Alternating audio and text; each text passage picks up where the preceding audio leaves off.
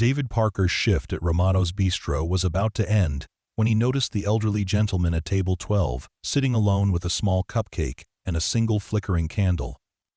What happened next would bring a powerful businesswoman to tears and change 3 lives forever. The old man had no idea his estranged daughter was watching from the next table, and David had no clue that his simple act of kindness would unlock a fortune that had been waiting 23 years to find its rightful heir. But as David approached that lonely table with his guitar, one question burned in the air. Could a waiter's song bridge a gap that decades of silence had carved between a father and daughter? Before we carry on, please hit the subscribe button to make my day, and let me know where you are watching from in the comments. The evening rush at Romano's Bistro had finally died down, leaving only scattered patrons finishing their meals under the warm amber glow of vintage Edison bulbs. David Parker wiped his hands on his apron, calculating the night's tips at his head. $43.60. Enough to cover groceries for him and his 8-year-old daughter Sophie, but barely enough to make a dent in the pile of bills waiting at home. His manager, Tony Romano, emerged from the kitchen with flour dusting his forearms. "Good work tonight, David. You can clock out after you clear table 9. Tony paused, studying David's tired expression. "You know, business has been picking up. There might be room for more hours next week." David managed a grateful smile. "That would be incredible, Tony. Sophie's school supplies don't buy themselves." He had been working double shifts whenever possible, juggling his duties at the restaurant with his responsibilities as a single father. His ex-wife Miranda had left 3 years ago, deciding that small-town life and motherhood weren't the adventure she had signed up for. She had moved to Los Angeles, sending postcards occasionally but never child support. As David cleared the abandoned plates from table 9, his attention was drawn to the elderly man sitting alone at table 12 near the window. The gentleman appeared to be in his 70s, with silver hair neatly combed and deep lines etched around kind eyes that held a familiar sadness. He wore a pressed blue cardigan over a white-collared shirt, the kind of careful attire that suggested someone who still dressed up even when no one was watching. What caught David's attention wasn't just the man's solitary presence. It was the small chocolate cupcake sitting before him, topped with a single birthday candle that flickered bravely in the restaurant's gentle breeze. The flame danced back and forth, casting tiny shadows across the man's weathered hands as he stared at it without making a wish. David felt something tighten in his chest. He recognized that particular brand of loneliness, the kind that settles into your bones when you realize you're celebrating life's milestones by yourself.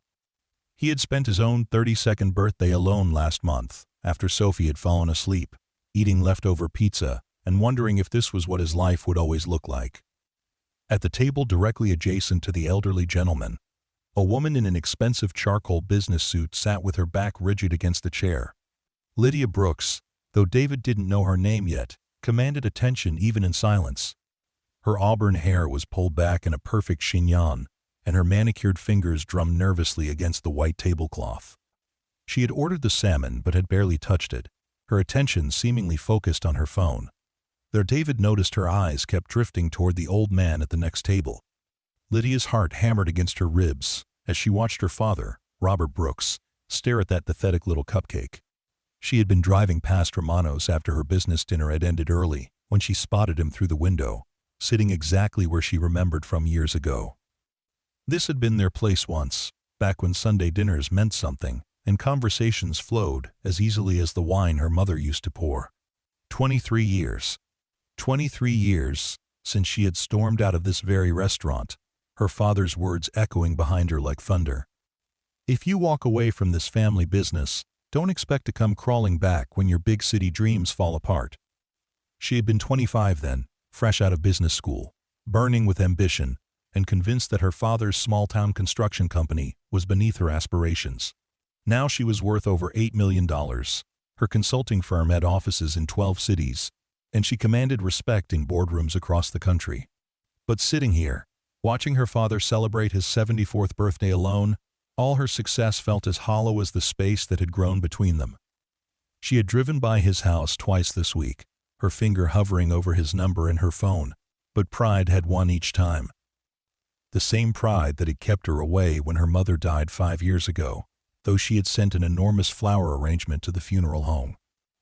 The same pride that had prevented her from reaching out when she heard through mutual acquaintances that his construction business had failed during the recession.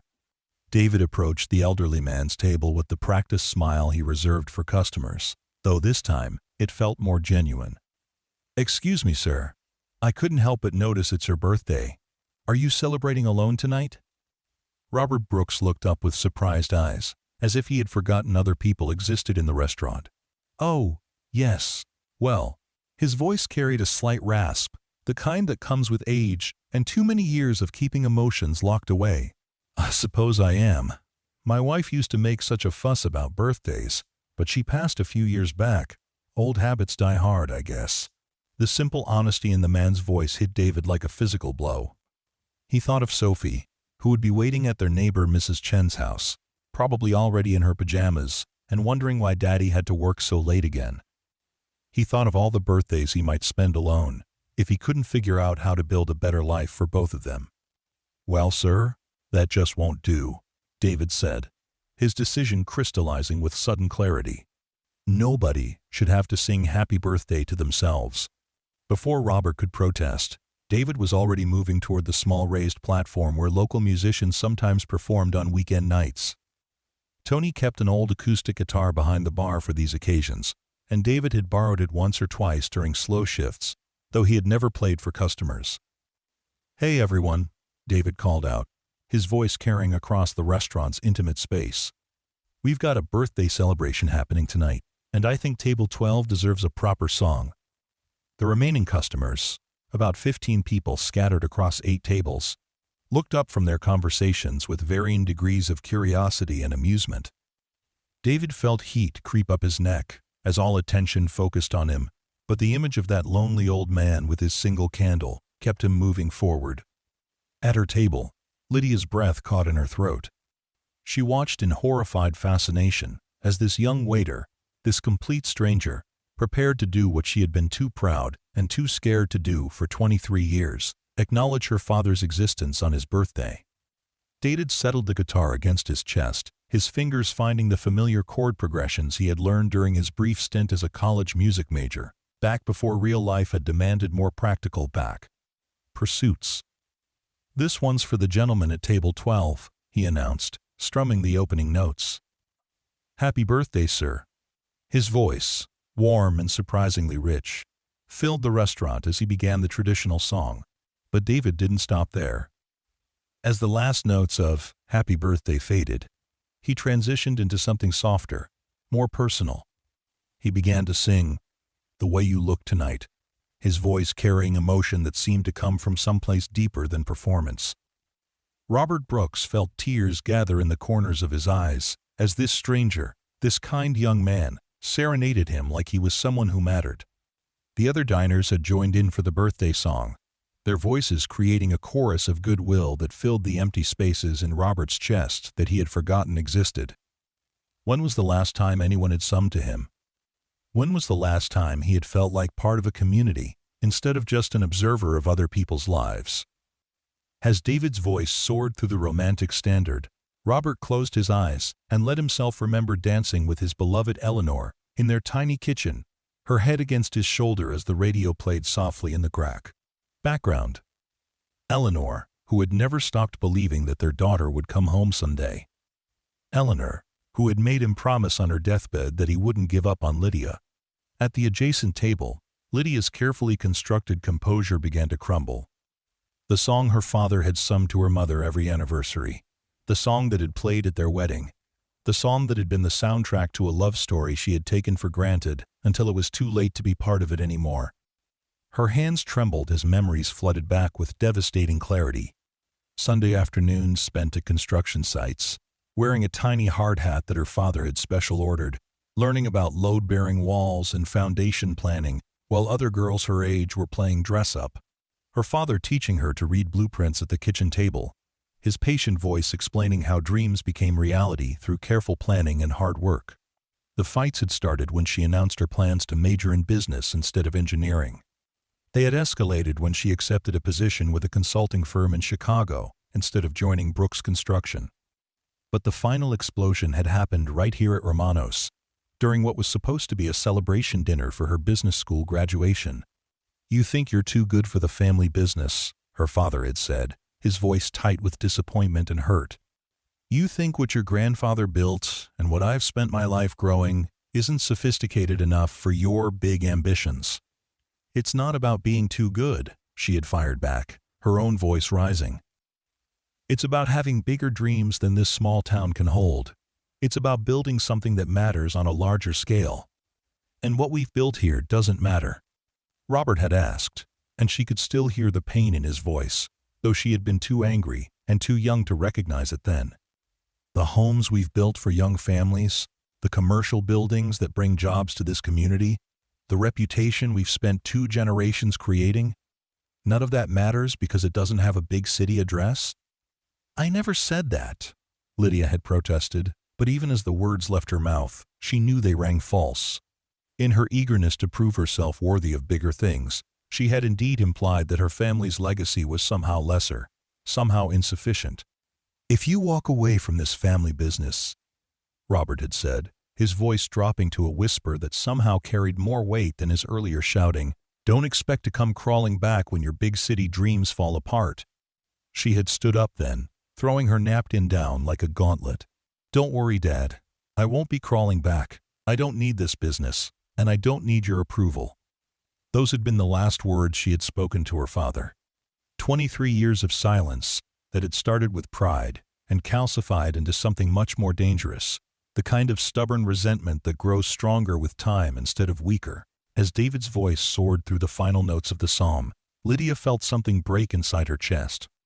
The successful businesswoman, the corporate powerhouse who had negotiated million-dollar deals without blinking, dissolved completely as tears streamed down her face. She was crying not just for the years lost, but for the father she had abandoned, the mother who had died hoping for reconciliation that never came, and the family legacy that had crumbled in her absence. The restaurant had fallen completely silent as David finished his impromptu performance. He set the guitar aside and walked back to Robert's table, where the old man sat staring at his cupcake with tears streaming down his cheeks. "Make a wish, sir," David said gently, his own voice thick with emotion. Robert looked up at this stranger who had given him such an unexpected gift. "I did make a wish," he said quietly. "The same one I've been making for 23 years.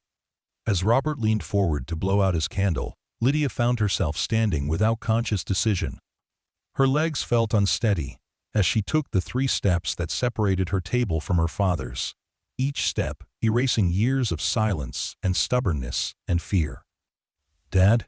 Her voice came out as barely a whisper, but it carried across the quiet restaurant like a bell. Robert's head snapped up, his eyes widening as he took in the sight of his daughter.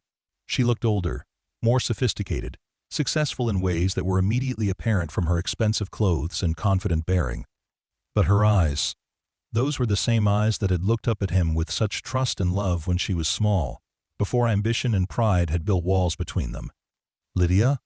His voice broke on her name, and suddenly he was struggling to his feet, his chair scraping against the floor in his haste. Father and daughter stood frozen for a moment, separated by just a few feet, but feeling the weight of decades between them. David stepped back, instinctively understanding that he was witnessing something profound and private, despite the public setting. "I was too proud," Lydia said, the words tumbling out in a rush. "I was too proud and too stubborn and too scared that you were right about me failing. When Mom died, I wanted to come to the funeral, I wanted to call you, but I didn't know how to bridge the gap I had created." Robert's face crumpled as he absorbed her words. "Your mother never stopped believing you'd come home. She made me promise, before she passed, that I wouldn't give up on you. But I didn't know how to reach you either. I was afraid you'd hang up on me, afraid you'd tell me you were better off without us." "Never," Lydia said, taking another step closer. "I was never better off without you. I built a successful business, Dad, but I never learned how to build a life. I never learned how to be happy." Robert opened his arms then, and Lydia fell into them like she was 8 years old again, seeking comfort after a nightmare. They held each other with the desperate intensity of people who had been drowning separately, and had suddenly found solid ground. "I'm Ari, Lydia sobbed against her father's shoulder. I'm sorry I wasn't here for Mom's funeral. I'm sorry I let my pride keep us apart. I'm sorry I missed 23 years of your life. I'm sorry too, sweetheart, Robert whispered, his own tears falling into Ba. Her hair. I should have fought harder for us. I should have called you when your mother got sick. I should have swallowed my own pride and told you that I was proud of what you accomplished, even if it wasn't what I had planned. David watched this reunion unfold with tears in his own eyes, thinking of Sophie and how precious these moments with the people we love truly are. He thought of his own parents, who had died in a car accident when he was 25, and how he would give anything for one more conversation, one more chance to tell them he loved them. As father and daughter continued to hold each other, David quietly began clearing the other tables, giving them space for their reconciliation. But Robert noticed his discreet movements and gently pulled back from Lydia's embrace. "Son," Robert called to David, his voice still thick with emotion. "Come here, please." David approached cautiously, unsure of his role in this deeply personal moment. "What's your name?" Robert asked. "David Parker, sir. I'm sorry if I overstepped by organizing the birthday song. I just couldn't stand to see you celebrating alone." Robert clasped David's shoulder with one hand while keeping his other arm around Lydia. "David Parker, you just gave me the greatest birthday gift I could have imagined. You brought my daughter back to me." Lydia turned to look at David properly for the first time, really seeing the young man who had unknowingly orchestrated this miracle. He was probably in his early 30s, with kind eyes and calloused hands that spoke of hard work. His server's uniform was clean but well worn, and she could see the fatigue around his eyes that came from someone who worked multiple jobs to make ends meet. "How did you know?" she asked softly. "How did you know he needed someone to sing to him?" David shrugged, suddenly self-conscious under her intense gaze. "I didn't know anything about your family situation, ma'am. I just saw a man celebrating his birthday alone. And it reminded me of my own loneliness sometimes. I'm a single father, and I know what it feels like when there's no one to acknowledge the important moments in your life." "You have a child?" Robert asked, his curiosity evident. "A daughter. Sophie.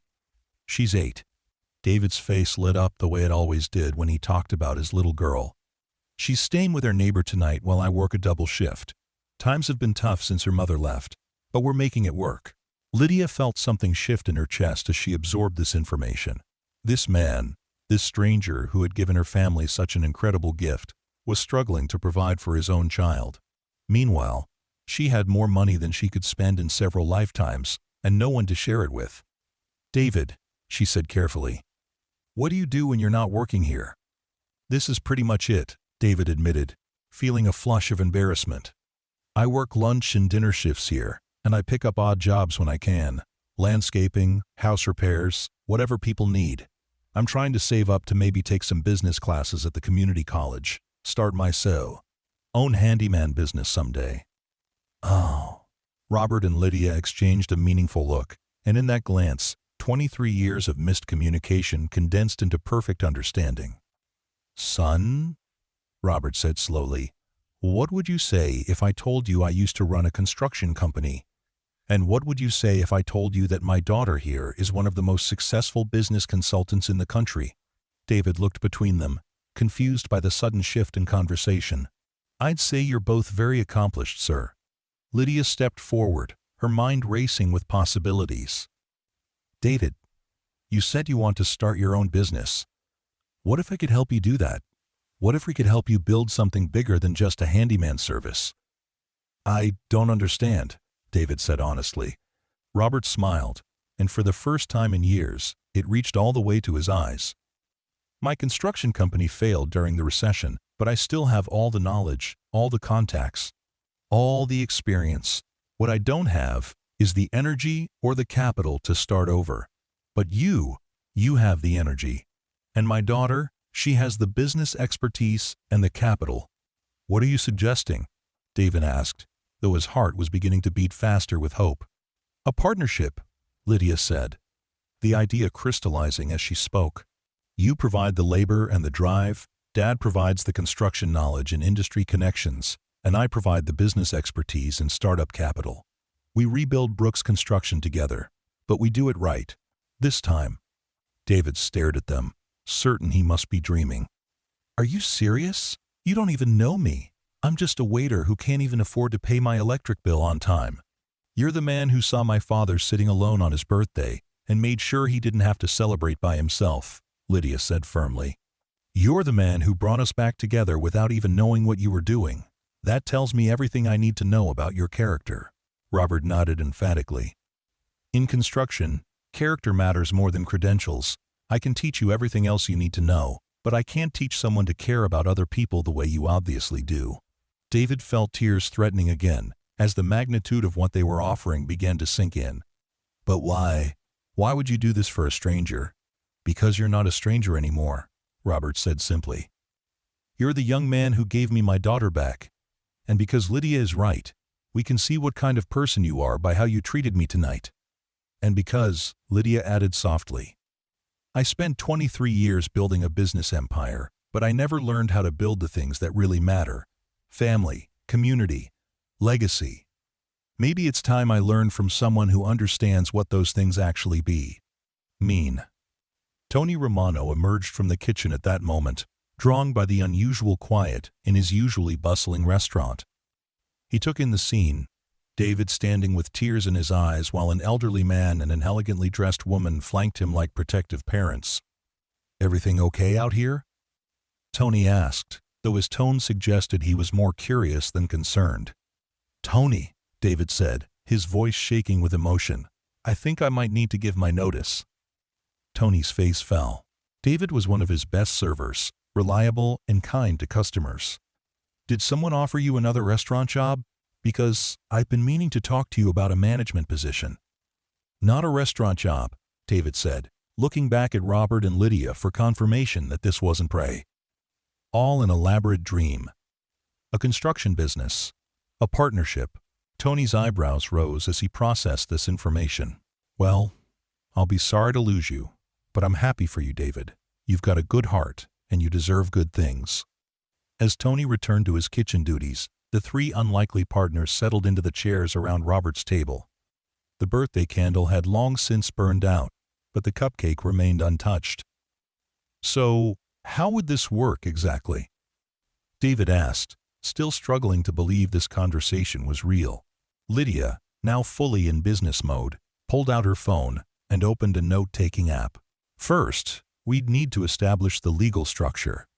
I'm thinking a three-way partnership, with clearly defined roles and responsibilities. Dad, you'd be our construction consultant and project manager. David, you'd handle operations and customer relations.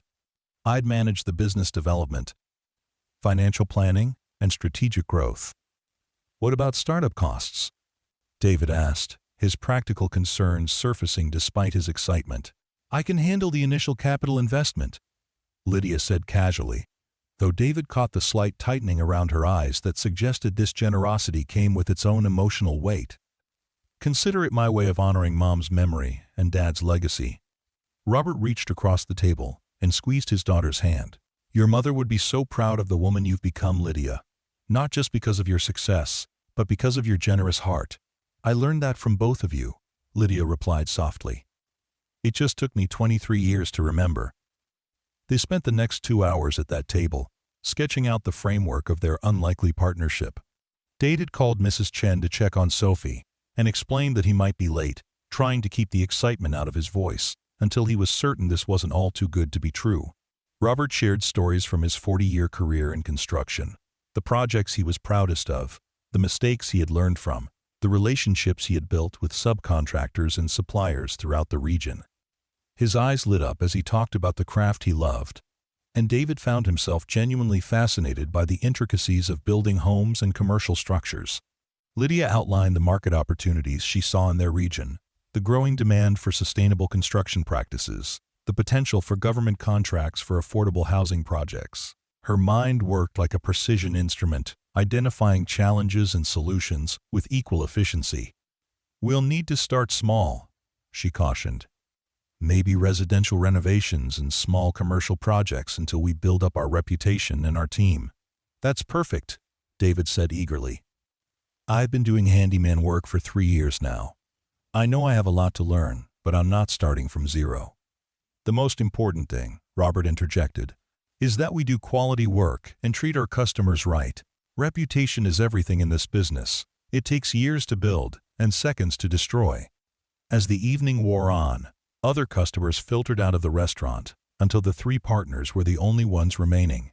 Tony eventually approached their table with a gentle reminder that he needed to close up for the night. "Of course," Lydia said, suddenly aware of how long they had been talking. She turned to David with a businesslike expression that didn't quite hide her underlying excitement. "Can you meet us tomorrow morning? Say 10 o'clock? There's a property I want to look at for our office space." David nodded eagerly, then hesitated. "I should probably find childcare for Sophie. Saturday is usually our day together." "Bring her along," Robert said immediately. "If we're going to be partners, she's family too. Besides, I'd love to meet the little girl who's been sharing your heart all this time."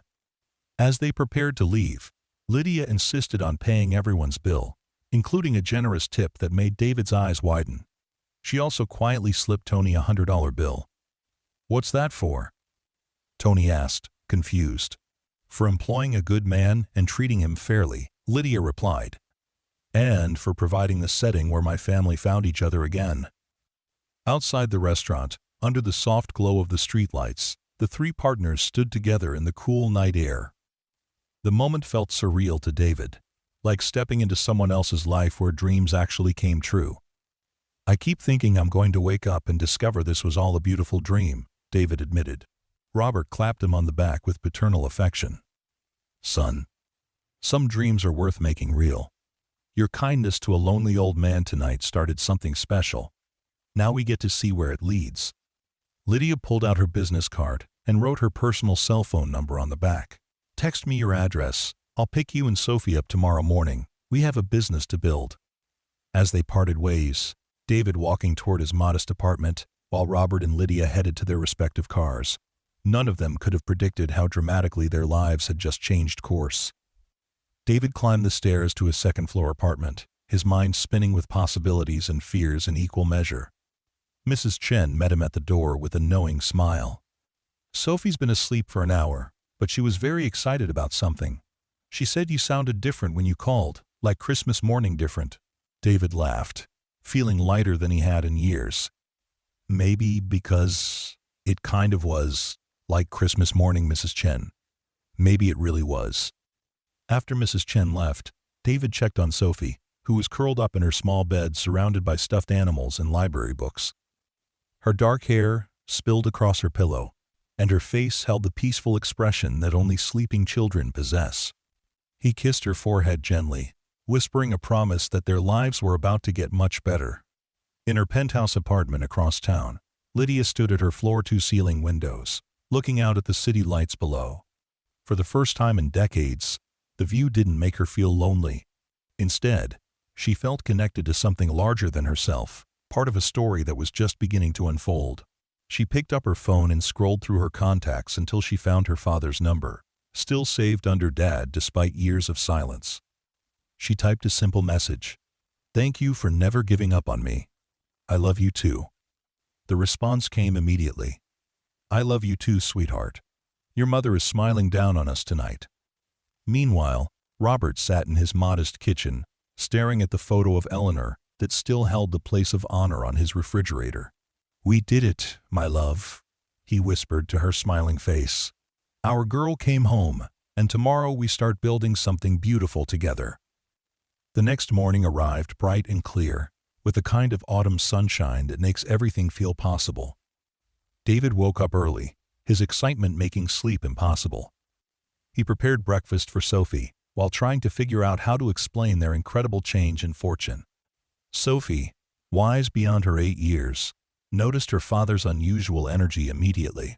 "Daddy, you're humming. You only hum when something really good happens." David grinned at his perceptive daughter. "Something really good did happen, sweetheart. Remember how Daddy's been working extra shifts to save money for our own business someday?" Sophie nodded solemnly.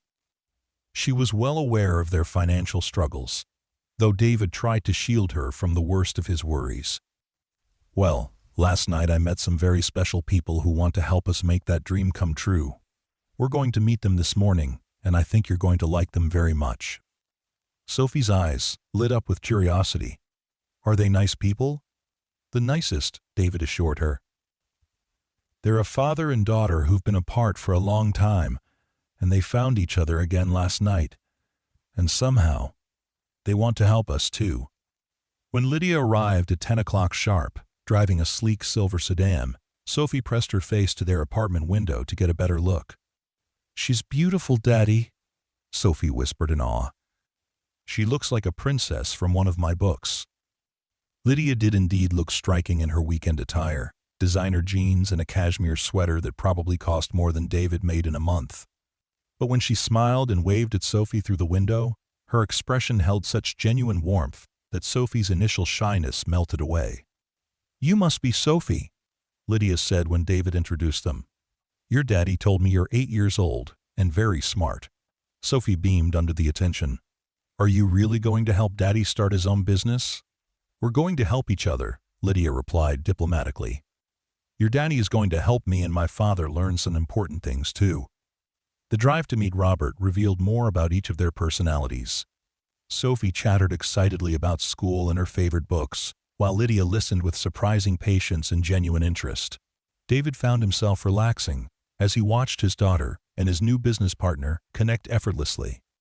"She's remarkable," Lydia murmured to David when Sophie became absorbed in watching the passing scenery. "You're doing an incredible job raising her on your own." "She makes it easy," David replied, though they both knew that single parenthood was never truly easy. "She's been my motivation for everything. Every extra shift, every side job, every dream I have about building something better. It's all for her." They met Robert at a small office complex on the outskirts of town, a 2-story brick building that had seen better days, but maintained good bones and plenty of potential. Robert was waiting in the parking lot with coffee and donuts, his face brightening when he spotted Sophie bouncing out of Lydia's car. "And you must be the famous Sophie I've been hearing about," Robert said, crouching down to her eye level. "I'm Mr. Brooks, but you can call me Grandpa Rob if you'd like. I don't have any grandchildren of my own, so I'm hoping you might let me borrow you sometimes." Sophie looked up at her father for permission, then back at Robert with solemn consideration. "Do you know how to build tree houses, Grandpa Rob?" Robert's laugh was rich and genuine. "I've built a few in my time. Would you like me to build you one?" "Can we, Daddy?" Sophie asked, practically vibrating with excitement. David felt his throat tighten with emotion at seeing his daughter so happy. "If Mr. Brooks, I mean Grandpa Rob, has time, I think that would be wonderful."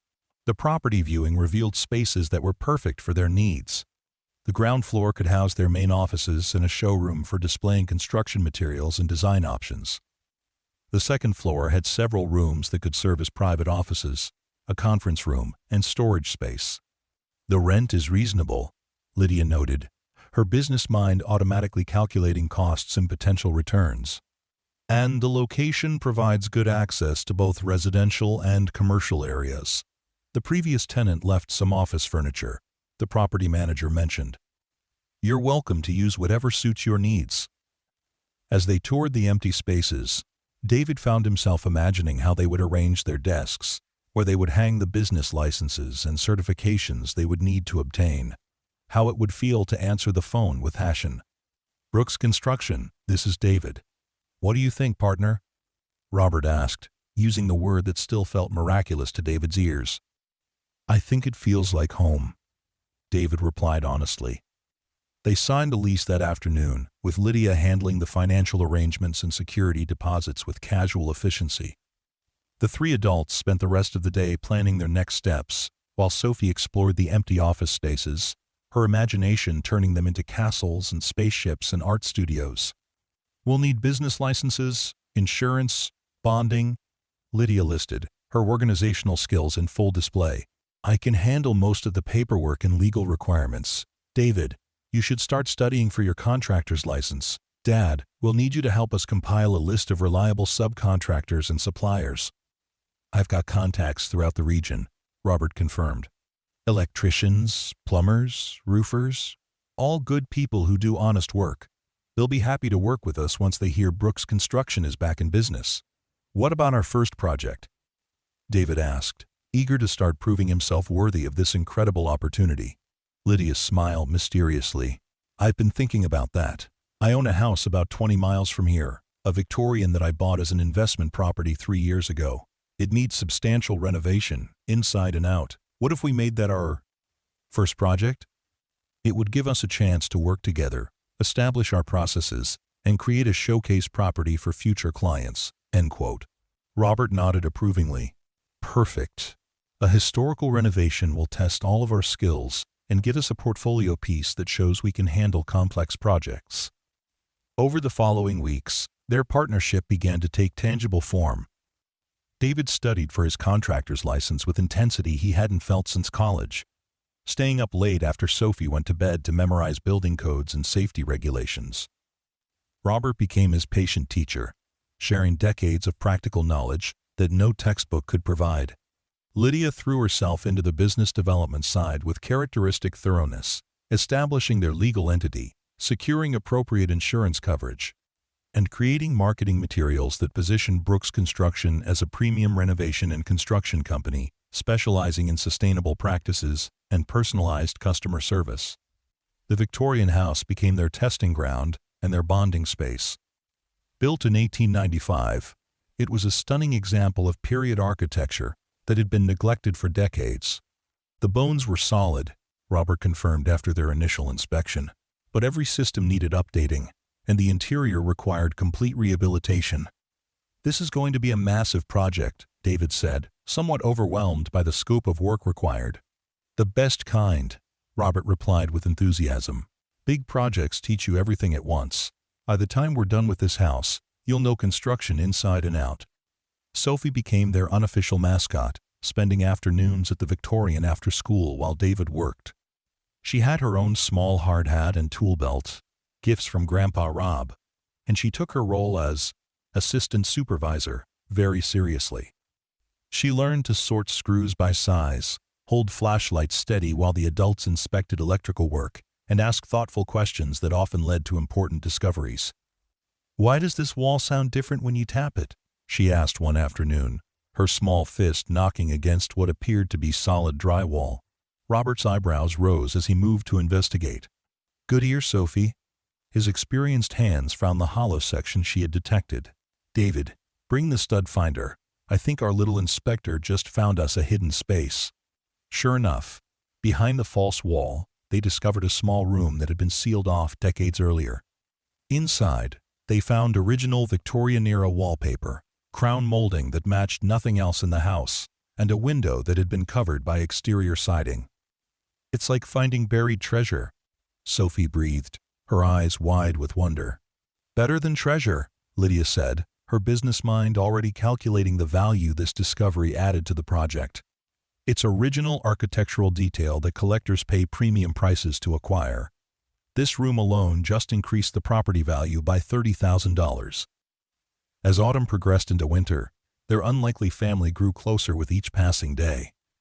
David's initial nervousness about proving himself worthy of their investment gradually gave way to genuine confidence as his skills improved under Robert's patient instruction. He learned to read blueprints like novels, to anticipate structural problems before they became costly mistakes, and to manage subcontractors with the same gentle authority he used with restaurant customers.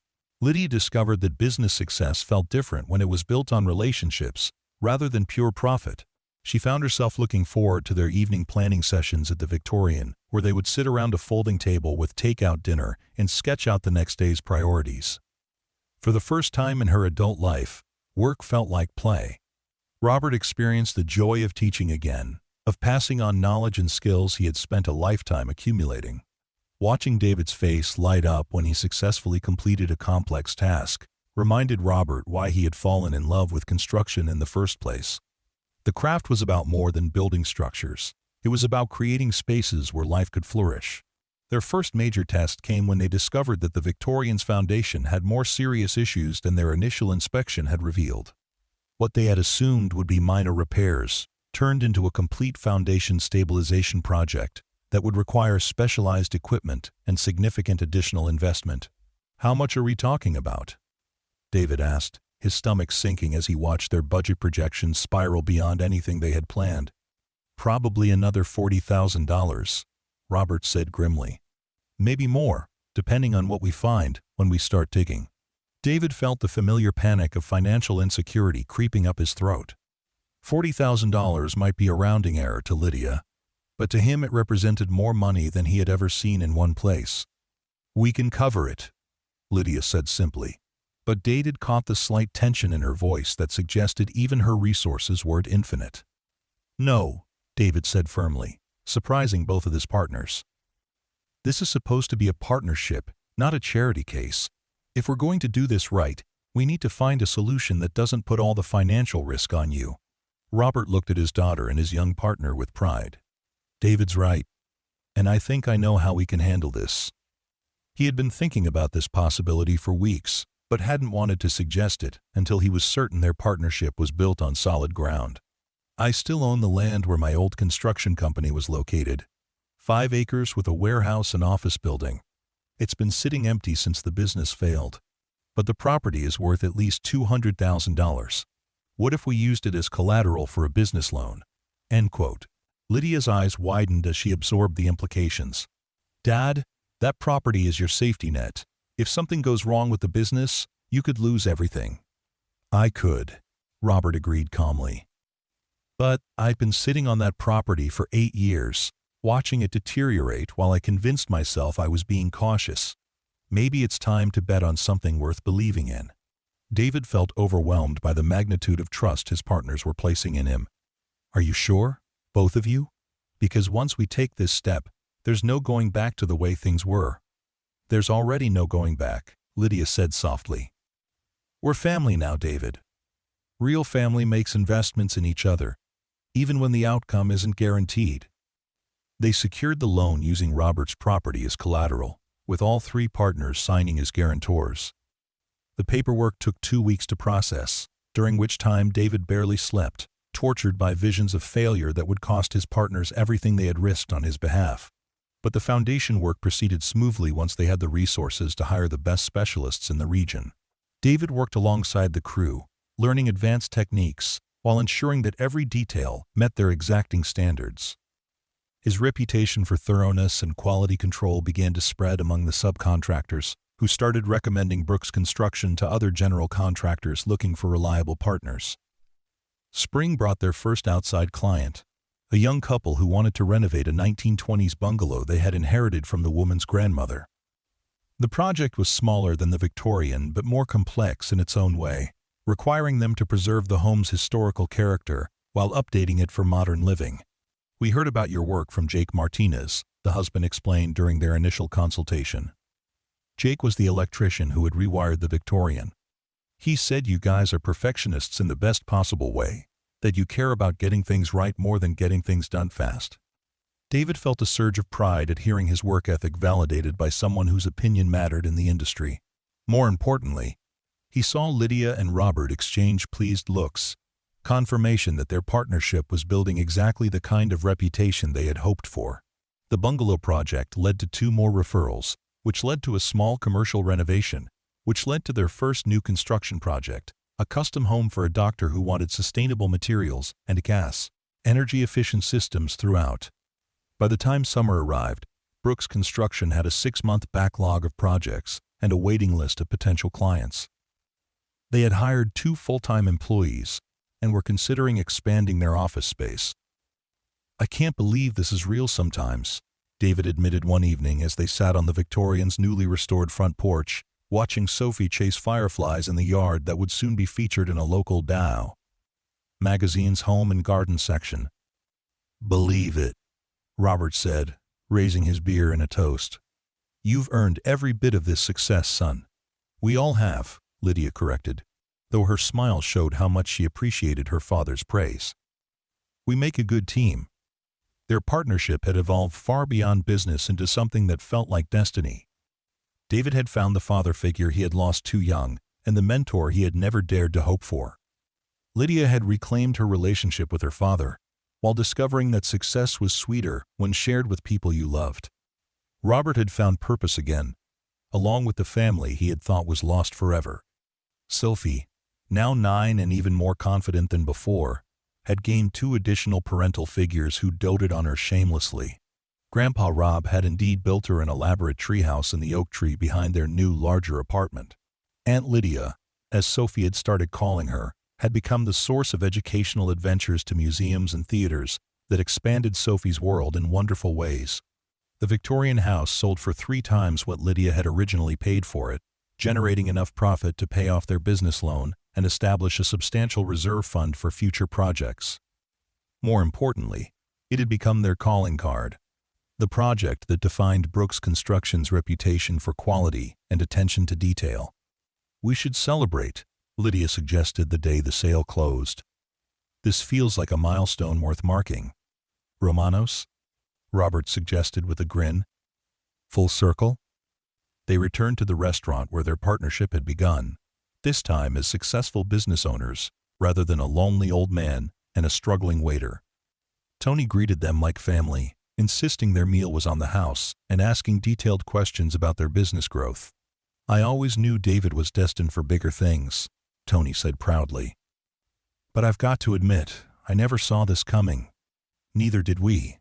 David laughed, looking around the table at his chosen family. "Sometimes, the best things in life sneak up on you when you're not looking." As they sat in the same dining room where everything had started, Sophie climbed into Grandpa Rob's lap and whispered something in his ear that made him chuckle. Lydia leaned over to David with curiosity. "She wants to know if we're rich now," Robert translated with amusement. David considered the question seriously. They were certainly more financially secure than they had ever been. The business was thriving, his personal income had increased dramatically, and Sophie's college fund was growing steadily for the first time ever. But more than that, they had built something together that felt sustainable and meaningful. "You know what, sweetheart?" David said to his daughter. "I think we're rich in all the ways that really matter."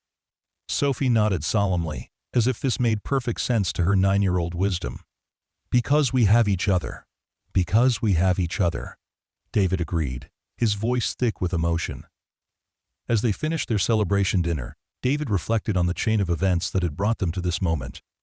One act of kindness to a lonely old man had transformed 4 lives in ways none of them could have predicted. Sometimes, he realized, the most profound changes begin with the smallest gestures of human compassion. Lydia reached across the table and squeezed her father's hand.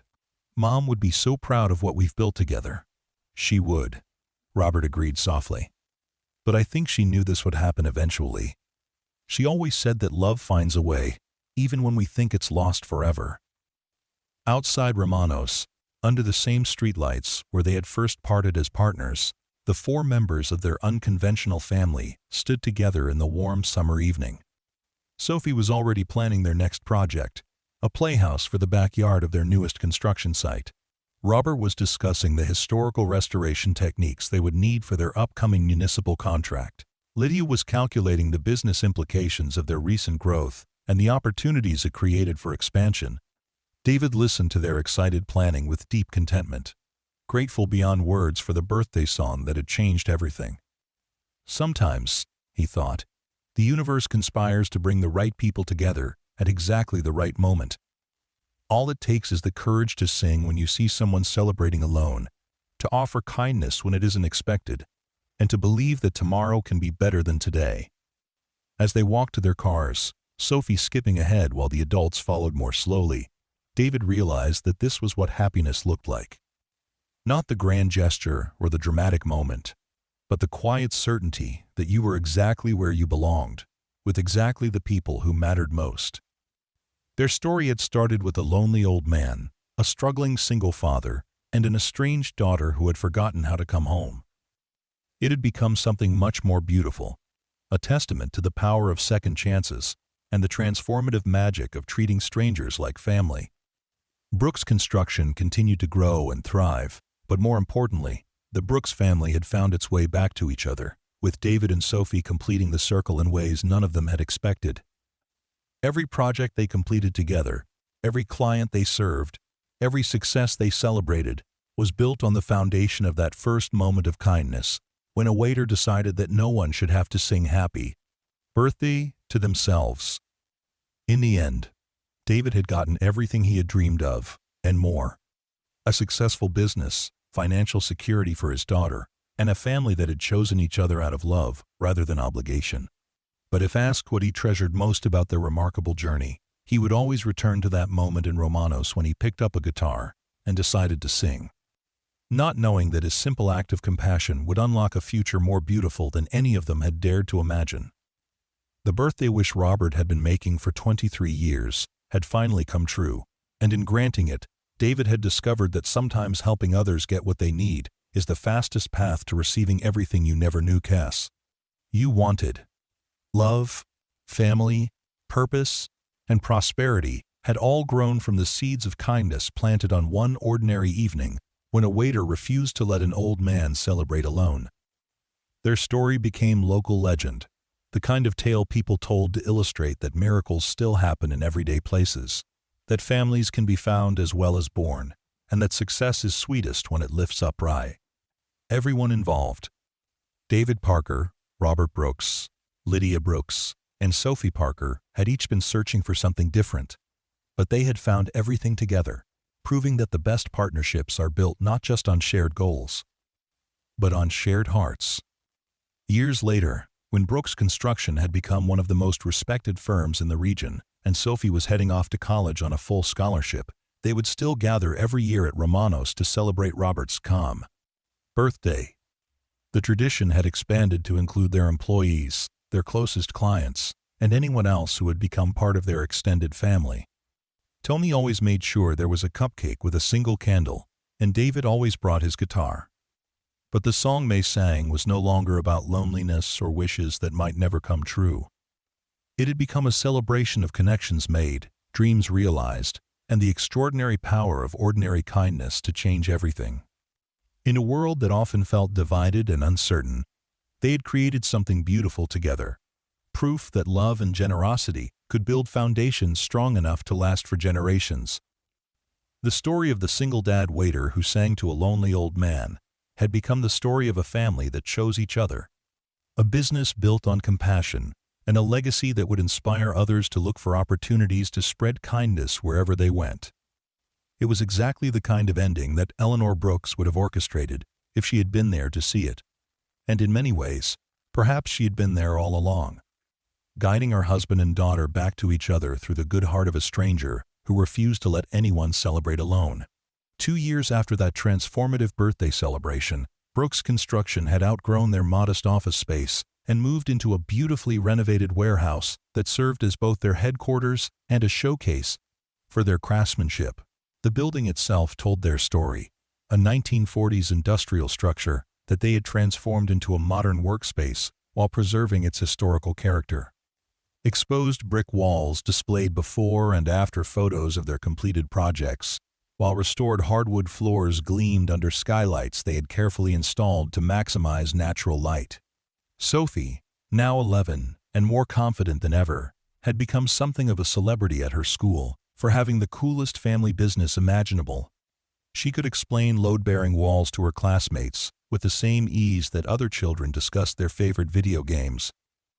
And her science fair projects invariably involved some aspect of construction or engineering that she had learned from Grandpa Rob. Miss Parker, her teacher, Mrs. Rodriguez, had said during their most recent parent conference, "Sophie's understanding of applied mathematics and spatial reasoning is remarkable for her age. Has she expressed any interest in pursuing engineering or architecture?" David had smiled with pride as he shared this conversation with his partners later that evening. Sophie was already talking about studying structural engineering in college, inspired by watching her chosen family build dreams into reality, one project at a time. The business itself had evolved beyond their wildest early expectations. They now employed 12 full-time craftspeople, had established relationships with architects throughout the region, and had earned a reputation for tackling the most challenging historical renovations. Their sustainable building practices had caught the attention of environmental groups, leading to several high-profile green construction projects that further enhanced their reputation. But perhaps their most meaningful project had come about through an unexpected phone call on a Tuesday morning in March. David had answered their main business line to hear a familiar voice that he hadn't heard in over 3 years. "David, this is Miranda, your ex-wife. I hope it's okay that I called." David had felt his entire body tense at the sound of Miranda's voice. She had left postcards occasionally over the years, brief messages from various cities where her acting career had taken her, but she had never called. She had never asked about Sophie, never sent money, never acknowledged the responsibilities she had abandoned when she decided that motherhood wasn't the adventure she had signed up for. "What do you want, Miranda?" David had asked, his voice carefully neutral despite the emotions churning in his chest. "I heard about your business success," she had said, and David could hear something like regret in her tone. "I've been following local news online, and I saw the article about Brooks Construction in the Regional Business Journal. I'm proud of you, David, really proud." David had waited, knowing that this call wasn't just about congratulating him on his business achievements. "I'm in trouble," Miranda had admitted finally. "I've been living in Los Angeles for 3 years, trying to make it as an actress, but things haven't worked out the way I planned. I'm behind on rent, my car got repossessed, and I don't have anywhere else to turn." The old David, the struggling waiter who had worked double shifts to cover basic expenses, might have felt sympathy for her situation. But the David who had watched Sophie cry herself to sleep, wondering why mommy didn't love her enough to stay, the David who had celebrated every milestone and weathered every childhood crisis alone, felt something crade much harder settling in his chest. "I can't give you money, Miranda," he had said quietly. "Even if I wanted to, which I'm not sure I do, that wouldn't solve the real problem here." "What do you mean?" she had asked, though her voice suggested she already knew. "I mean you have a daughter who spent 3 years wondering why she wasn't good enough to make her mother stay. A daughter who built an entire life without you, who found family and love and stability with people who actually showed up for her. You don't get to come back now because your other plans didn't work out." The silence on the other end of the line had stretched for nearly a minute before Miranda spoke again, her voice thick with tears. "I know I messed up, David. I know I hurt both of you, and I know I don't deserve forgiveness. But I was thinking, maybe I could come visit sometime. Maybe I could try to be part of Sophie's life again." David had closed his eyes, thinking of his daughter's resilience, her trust in the family they had built together, her bright plans for the future. "Miranda, Sophie doesn't need you to try to be part of her life. She has a life. She has family who love her unconditionally, who've been here for every scraped knee and every report card and every bedtime story. She has stability and security and people who would never abandon her because things got difficult." "But I'm her mother," Miranda had whispered. "No," David had said firmly. "You're the woman who gave birth to her. Lydia is more of a mother to Sophie than you ever were. She shows up, Miranda. She cares about Sophie's dreams and fears and daily happiness. She's earned the right to that relationship." When David had shared this conversation with Robert and Lydia that evening, he had been surprised by their reactions. He had expected them to be supportive of his decision to protect Sophie from further disappointment. But instead, they had exchanged thoughtful looks that suggested they were considering something he hadn't anticipated. "What if," Lydia had said carefully, "we approached this differently? What if instead of cutting Miranda off completely, we offered her something that might actually help her become the person Sophie deserves as a mother?" David had stared at his partner in disbelief. "Lydia, she abandoned us. She left when things got difficult and only came back when her other options ran out. Why would we want to help her?" "Because," Robert had interjected gently, "sometimes people need to see what real family looks like before they can learn how to be part of one. And because Sophie is going to have questions about her mother eventually, questions that will be easier to answer if we gave Miranda every opportunity to be better." They had developed a plan that was both generous and protective. Miranda could come stay in the small apartment above their warehouse office for 3 months, rent-free, while she got back on her feet. In exchange, she would work for Brooks Construction in their administrative office, learning about responsibility and commitment while earning enough money to rebuild her life. During this time, she could see Sophie, but only in supervised visits with David or Lydia present, and only if Sophie wanted to see her. Most importantly, if Miranda proved herself capable of being a positive presence in all Sophie's life. They would help her find permanent housing in the area and a stable job that would allow her to be part of their extended family. But if she disappointed Sophie again, if she proved that she still couldn't handle the responsibilities of loving a child, they would help her relocate somewhere far enough away that her presence wouldn't disrupt the stability they had worked so hard to create.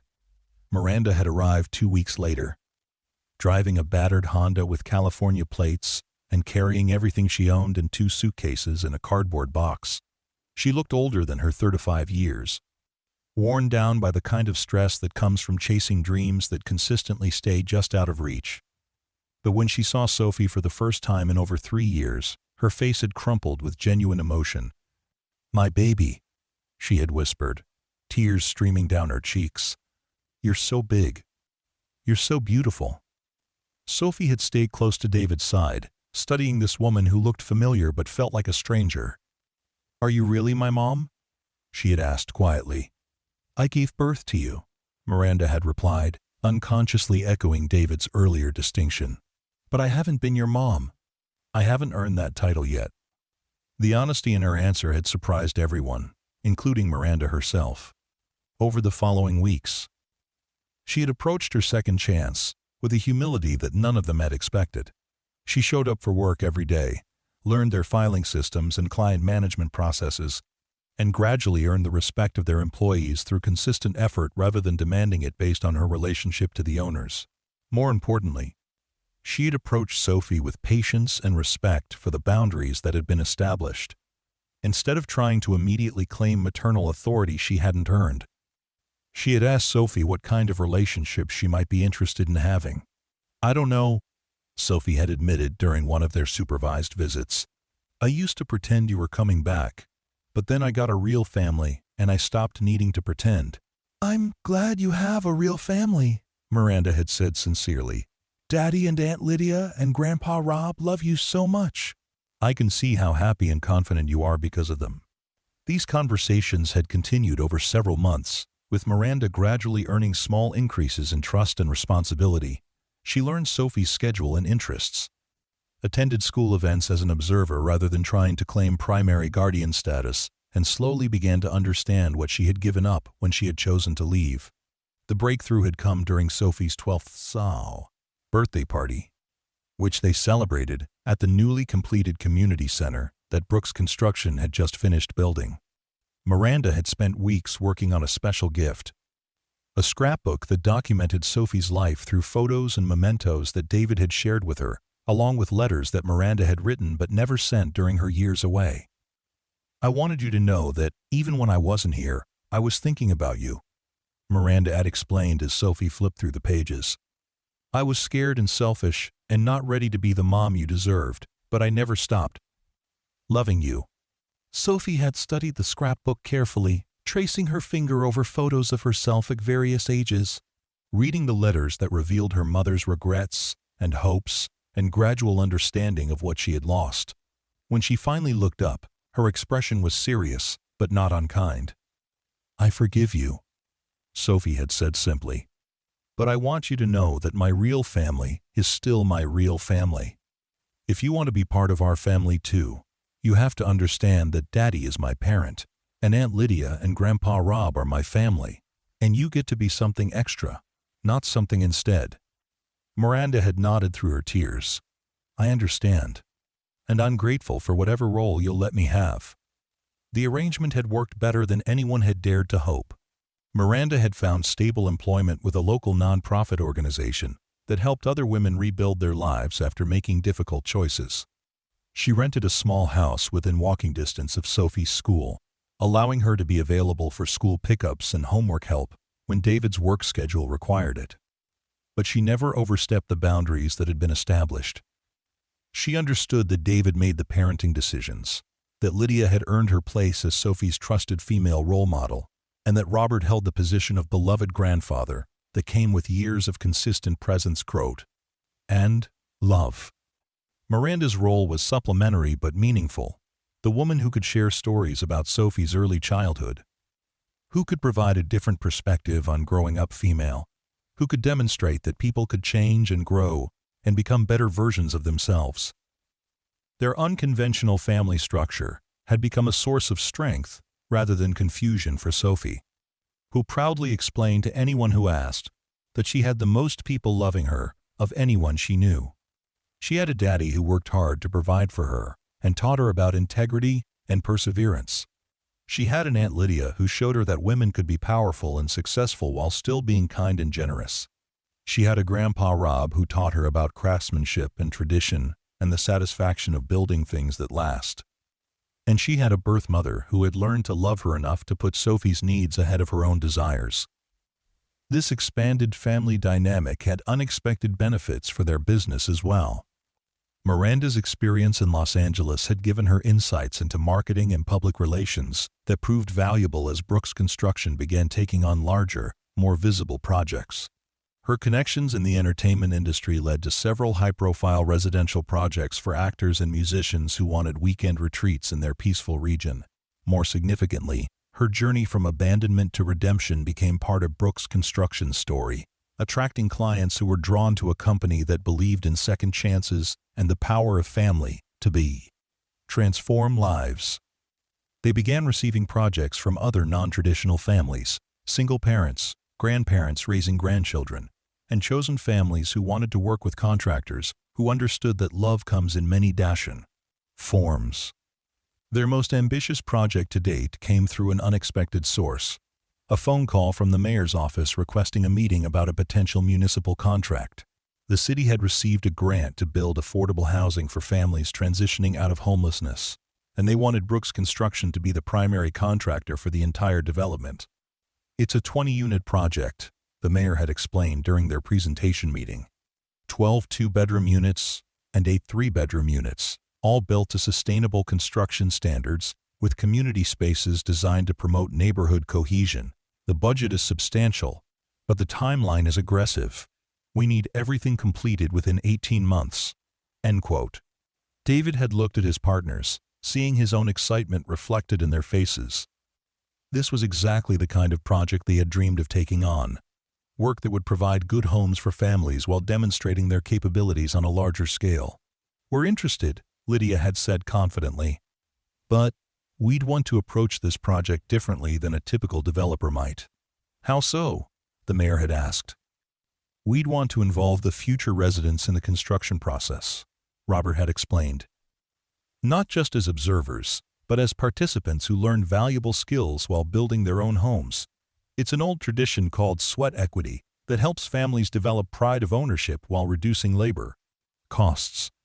The mayor had been intrigued by this approach, and after several weeks of negotiations and planning sessions, Brooks Construction had been awarded the contract for what would become known as Harmony Village, a development that would set new standards for community-oriented affordable housing.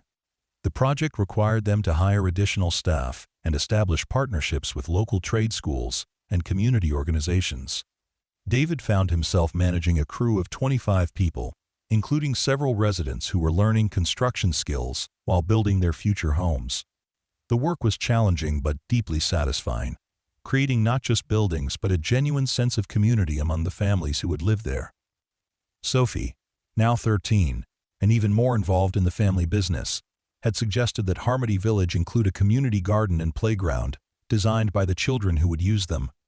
Her idea had been enthusiastically adopted, leading to weekend planning sessions where kids drew pictures of their ideal play spaces while their parents learned about landscaping and site preparation. "This is what construction should be," Robert had mused one afternoon as he watched children and adults working side by side to install playground equipment that they had designed together. Not just building structures, but building relationships and communities that will last for generations. The success of Harmony Village had attracted attention from housing advocacy groups, environmental organizations, and other municipalities looking for innovative approaches to affordable housing. Brooks Construction had received inquiries about similar projects in neighboring cities, along with invitations to speak at conferences about community-centered construction practices. But perhaps the most meaningful recognition had come from the families themselves. At the dedication ceremony for Harmony Village, one of the residents, a single mother named Carmen, whose teenage son had learned electrical work during the construction process, had spoken about what the Project ES had meant to her family. "This isn't just a house," Carmen had said, her voice carrying across the crowd of residents, city officials, and Brooks construction team members. "It's a home that we helped build with our own hands. My son Marcus now has a skill that will serve him for the rest of his life. And we have neighbors who feel like family because we work together to create this place." Brooks Construction didn't just build us houses, they helped us build a community. As David had listened to Carmen's words, he had thought about the journey that had brought them to this moment. It had started with a simple act of kindness in a restaurant, a decision to acknowledge an old man's birthday rather than letting him celebrate alone. That single moment of compassion had created ripples that now extended to dozens of families who had safe, affordable homes and a supportive community to call their own. The success of Harmony Village had also attracted media attention, leading to a feature story in a national magazine about innovative approaches to affordable housing. The article had included photos of the Brooks construction team, showing David working alongside residents to install kitchen cabinets, Lydia reviewing sustainability reports with environmental inspectors, and Robert teaching traditional joinery techniques to a group of eager apprentices. But the photo that had meant the most to David showed Sophie and several other children painting a mural on the community center wall, their faces bright with concentration and joy. The caption had read, "The next generation learns that building community is about more than construction techniques," and David had framed that magazine page to hang in their office lobby. Their expanded success had also meant expanded challenges. Managing larger projects required more sophisticated scheduling and project management systems, which Lydia had tackled with characteristic thoroughness. They had invested in new technology and training programs, ensuring that their growth didn't compromise the quality and personal attention that had built their reputation.